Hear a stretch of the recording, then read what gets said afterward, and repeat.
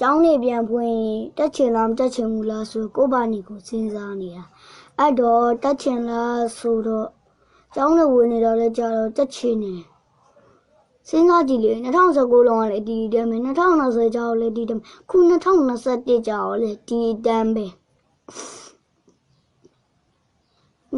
တနေ့ကျော်ဝင်နေတဲ့စာသင်ခန်းလေးပြန်ရအောင်မယ်ကျောင်းတက်ရမယ်မမိုးရမယ်ရီးစားရှိရင်ရီးစားနဲ့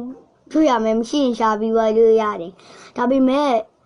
ကျောင်းတက်လိုက်တာနဲ့တစ်နှစ်နှစ်တန်းဆိုတော့6လနဲ့ course ကိုအပြီးတင်ရမယ်ဒီရတဲ့ကျောင်းသွားရင်အသက်ကိုဖတ်နဲ့ထုတ်ထားရအောင်မယ်ခိကလာသိရဲ့အတိုင်းပဲလေပြည်နာနေရီးစားဆိုမသိမချင်းအေးဆေးရှာလို့ရအေးဆေးရှာလို့ရတယ်